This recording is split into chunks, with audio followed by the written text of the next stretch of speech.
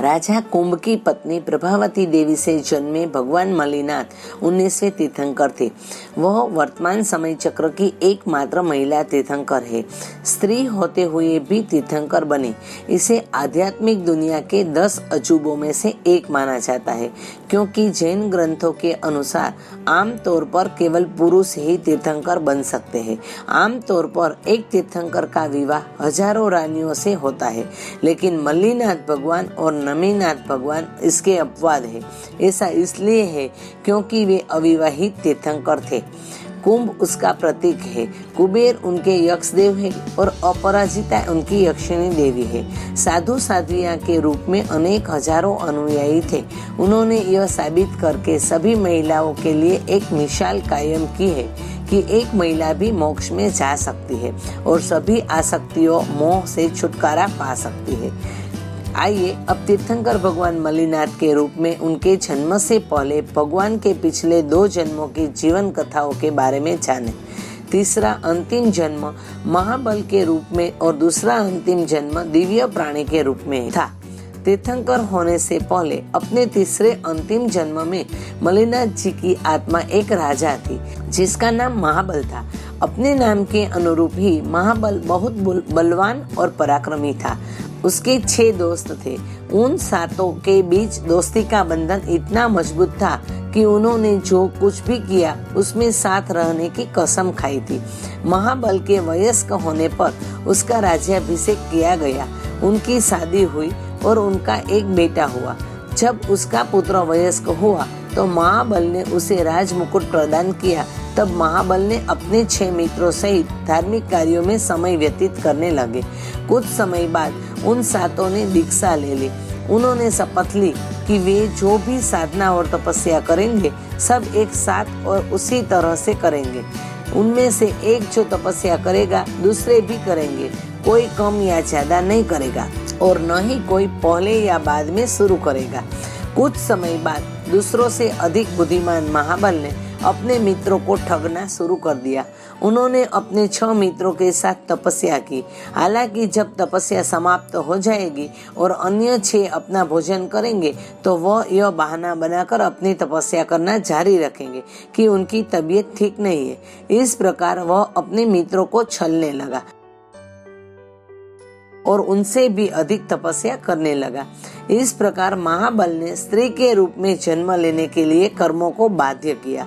उसने अपने दोस्तों को धोखा देने और शपथ तोड़ने के परिणाम स्वरूप अपना पुरुष लिंग खो दिया। दूसरी ओर जब उन्होंने शुद्ध इरादे से अपनी तपस्या की तो उन्होंने तीर्थंकर बनने के लिए कर्मों को बांधा। इस प्रकार 7 मित्र विधि पूर्वक पूजा करते रहे। जब उनका जीवन समाप्त हो गया तो उनका पुनर्जन्म दिव्य प्राणियों के रूप में हुआ। दिव्य प्राणी के रूप में अपना जीवन काल पूरा करने के बाद महाबल की आत्मा का तीर्थंकर भगवान के रूप में पुनर्जन्म हुआ।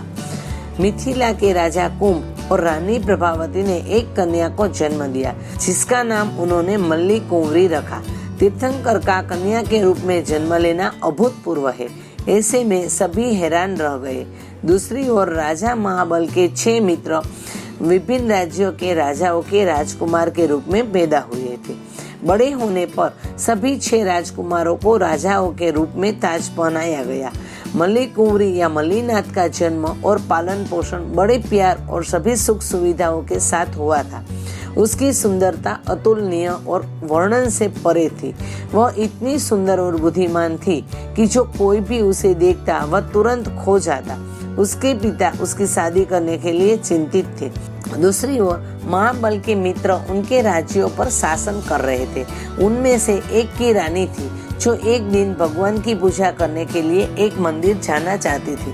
राजा ने उसे अनुमति दे दी और वह भी उसके साथ चला गया।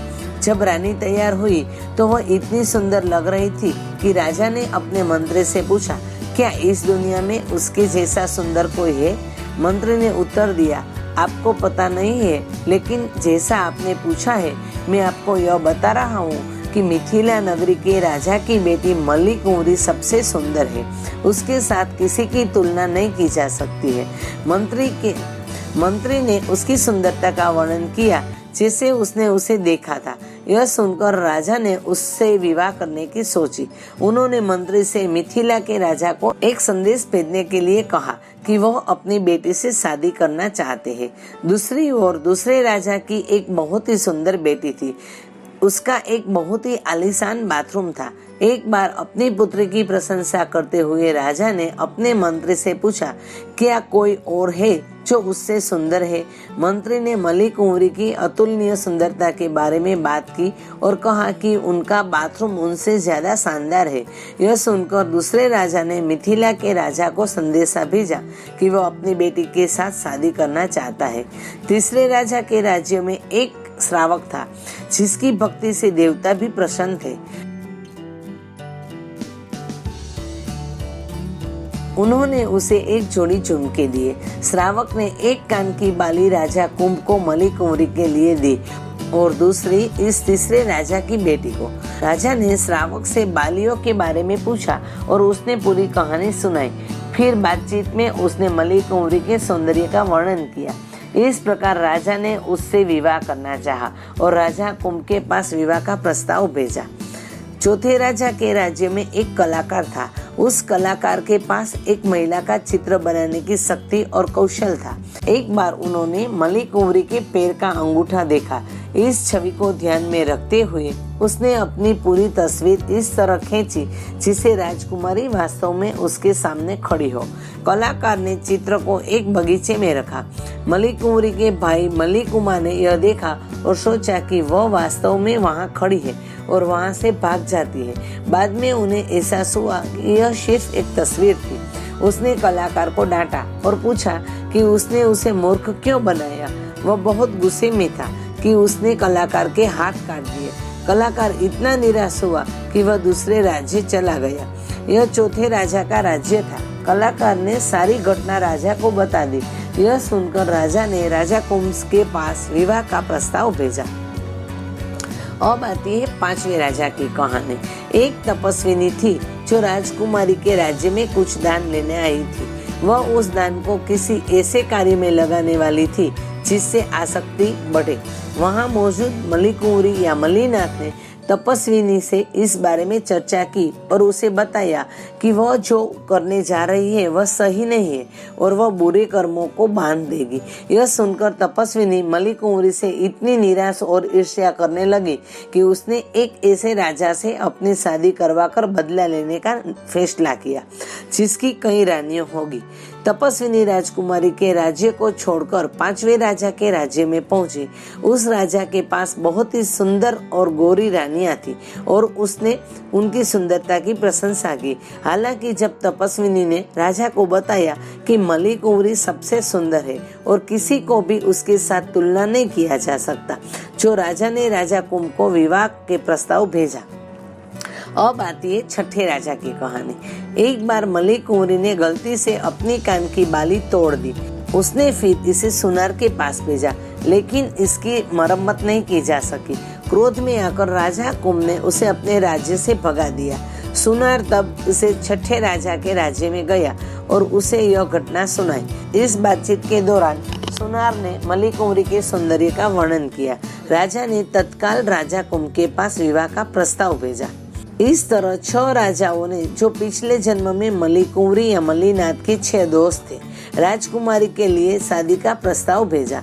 राजा कुंभ अब दुविधा में पड़ गया कि अब वह क्या करे। यदि वह किसी को ना कहेगा तो शायद उस राजा को अच्छा न लगे। इसके अलावा जैसा कि सभी उससे अधिक शक्तिशाली थे, अस्वीकृति उन्हें उसके राज्य के साथ युद्ध के लिए तैयार करेगी।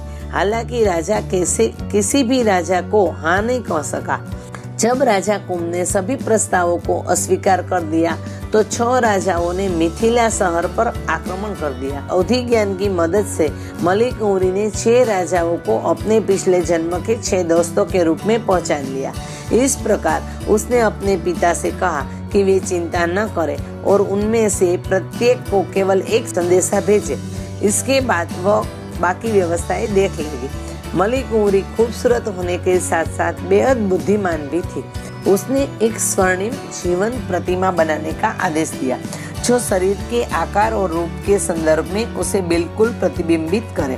फिर राजकुमारी ने मूर्ति के शीर्ष पर एक ढक्कन लगा दिया और उसे एक सुनहरे कमल से ढक दिया। कारीगरों ने ऐसी हमशक्ल मूर्ति तैयार की थी कि देखने वाले को लगेगा कि यह मल्लीकुंवरी स्वयं वहीं खड़ी है।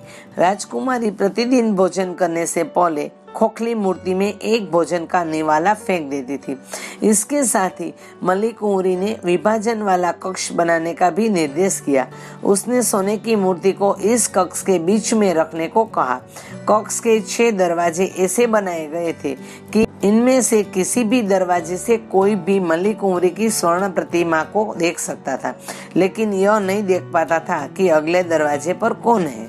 राजा कुंभ के निर्देश अनुसार सभी 6 राजा गुप्त रूप से विभाजित कक्ष में पहुंचे और अपने आवंटित द्वार पर स्वयं को व्यवस्थित किया। मूर्ति को असली मल्लीकुंवरी मानकर दोनों एकटक उसकी ओर देखते रहे और उसकी ओर आकर्षित हो गए। सभी राजा मूर्ति की ओर दौड़े, एक दूसरे को देखा और मल्लीकुंवरी के लिए युद्ध करने लगे। मल्लीकुंवरी ने पीछे से आकर मूर्ति के ऊपर लगे कमल के ढक्कन को डोरी से खींचा। ढक्कन खुलते ही असहनीय दुर्गंध निकली। दुर्गंध सहने में असमर्थ सभी 6 राजाओं ने अपनी तलवार फेंक दी, अपना मुंह फेर लिया और कक्ष से दूर भागने लगे। उसी समय मल्लीनाथ ने आगे बढ़कर 6 राजाओं को संबोधित करते हुए कहा, जिस सौंदर्य के लिए तुम सब लड़ रहे हो उसमें तो यह दुर्गंध ही है। रोज उसमें खाने का एक ग्रास फेंका जाता था जिससे तुम यह असहनीय दुर्गंध का अनुभव कर रहे हो। तो जिस शरीर में रोज अन्न का ग्रास डाला जाता है, जिस शरीर में हड्डियां, मांस और खून होते हैं, उसकी ओर क्यों आकर्षित होते हो? तुम इस मोह में क्यों पड़ रहे हो जिसके लिए तुम सब आपस में लड़ रहे हो और एक दूसरे को मारने पर उतरे हो? यह आपको नरक में ले जाएगा। बुद्धिमान लोग ऐसे शरीर से बिल्कुल भी आसक्त नहीं होंगे। हे राजाओं, आप यह क्यों भूल गए हैं कि आप सभी 6 पूर्व जन्म में मेरे मित्र थे? कृपया इसे याद करें। मल्लीनाथ के इन शक्तिशाली शब्दों को सुनकर सभी 6 मित्र चकित हो गए। उन्हें जाति स्मरण ज्ञान प्राप्त किया। वे सभी अपने पिछले जन्म को याद कर रहे थे जिसमें वे सभी दोस्त थे और एक साथ तपस्या करने का फैसला किया था। राजकुमारी के ज्ञानवर्धक शब्दों के साथ सभी 6 राजाओं ने अपने सांसारिक बंधनों को तोड़ दिया।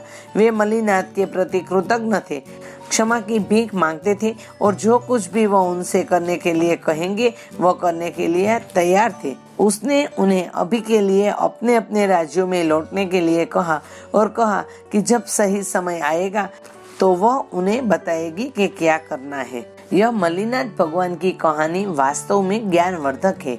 यह हमें बताता है कि मोह और आकर्षण केवल भ्रम है। मल्लीनाथ जी ने शादी नहीं की और एक ब्रह्मचारी जीवन व्यतीत किया। आकाशीय देवताओं ने मल्लीनाथ से अनुरोध किया कि वे लोगों को मोक्ष प्राप्त करने में मदद करें और आत्म साक्षात्कार के ज्ञान का प्रसार करें। इस प्रकार उन्होंने त्याग लिया और उसी दिन उन्होंने केवल ज्ञान प्राप्त किया। जब भगवान मल्लीनाथ ने केवल ज्ञान के बाद देशना दी तो सभी 6 राजा उपस्थित थे। उन्होंने त्याग भी लिया और आत्म साक्षात्कार प्राप्त किया। उनके 28 गणधर थे। उन्होंने लंबे समय तक सच्चे धर्म का प्रचार किया और फिर समय शिखर पर से उन्होंने निर्वाण प्राप्त किया। मिच्छामि दुक्कडम। जय जिनेन्द्र।